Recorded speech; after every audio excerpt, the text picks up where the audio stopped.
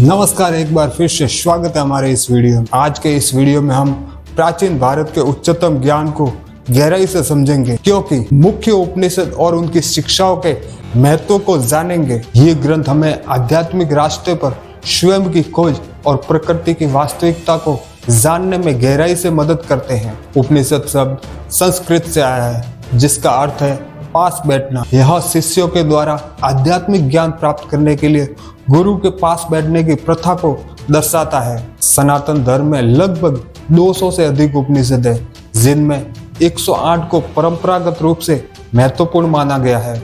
इनमें से 10 उपनिषदों को उनकी दार्शनिक गहराई और प्रभावों के कारण प्रमुख माना गया है।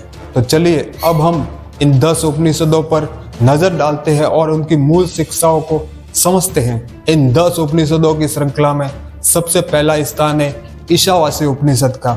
इसका नाम ईशी उपनिषद के प्रथम श्लोक के प्रथम शब्द से आता है। ईशा शब्द का अर्थ होता है ब्रह्मांड का स्वामी। उपनिषद की शुरुआत इस भव्य और विजय घोषणा से होती है कि संपूर्ण ब्रह्मांड ईश्वर के द्वारा बसा हुआ है और उसका है, जैसे कि उपनिषद के नाम से पता चलता है, जो पूरी सृष्टि के स्वामी हैं और सभी के स्रोत हैं। दूसरे नंबर पर आता है कैन उपनिषद। कैन उपनिषद का शाब्दिक अर्थ है किसके द्वारा। किसके द्वारा ये मन निर्देशित होकर विषयों की तरफ जाता है और किसके द्वारा निर्देशित होकर प्राणवायु प्रवाहित होती है। किसके द्वारा निर्देशित होकर ज्ञानेंद्रिय और कर्मेंद्रिय कार्य करती है। यह प्रश्न शिष्यों के द्वारा गुरु से पूछा जाता है।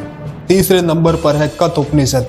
कथ उपनिषद युवा लड़के नचिकेता और मृत्यु के देवता यमराज के बीच जो संवाद हुआ था उसके लिए प्रसिद्ध है, जिसमें यमराज नचिकेता को ललचाने के लिए कई प्रलोभन देते हैं, पर नचिकेता सिर्फ सत्य की मांग पर अड़ जाते हैं। चौथे नंबर पर आता है प्रश्न उपनिषद।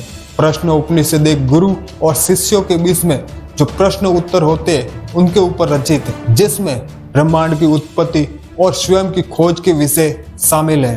पांचवें नंबर पर आता है मुंडक उपनिषद। मुंडक उपनिषद में पराज्ञान और अपराज्ञान यानी निम्न ज्ञान और उच्च ज्ञान की अवधारणाओं का परिचय देता है। छठे नंबर पर आता है मांडुक्य उपनिषद। मांडुक्य उपनिषद बहुत छोटा है, लेकिन यह बहुत गहरा है, जो ओम शब्द पर ध्यान केंद्रित करता है और चेतनाओं की अवस्थाओं को समझने में इसके महत्व पर ध्यान केंद्रित करता है। सातवें नंबर पर आता है तैत्तिरीय उपनिषद।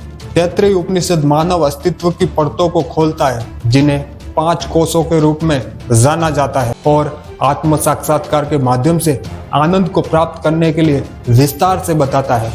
8वां उपनिषद है ऐत्रेय उपनिषद। ऐत्रेय उपनिषद ब्रह्मांड के निर्माण और आत्मा की प्रकृति के बारे में चर्चा करता है और इस ब्रह्मांडीय व्यवस्था में आत्मज्ञान पर जोर देता है। 9वें नंबर पर है चांदोग्य उपनिषद। चांदोग्य उपनिषद में एक महाकाव्य तत्त्वम असि है, जिसका अर्थ है तू वह है, जो व्यक्ति और परम वास्तविकता की एकता पर प्रकाश डालता है। 10 उपनिषदों की श्रृंखला में आखिरी उपनिषद है बृहदारण्यक उपनिषद। बृहदारण्यक उपनिषद सबसे बड़ा और सबसे व्यापक है, जिसमें सत्य, अहम और प्रकृति के बारे में विस्तार से चर्चाएं शामिल है। उपनिषदों ने न केवल हिंदू धर्म बल्कि विभिन्न अन्य और दार्शनिक आध्यात्मिक परंपराओं को महत्वपूर्ण रूप से प्रभावित किया है। ये ग्रंथ हमें स्वयं के भीतर झांकने और अपनी जो वास्तविकता है उसे समझने में याद दिलाते हैं, जो हमें अपने आसपास की दुनिया के साथ आत्मनिरीक्षण, करुणा और सामंजस्य का जीवन जीने के लिए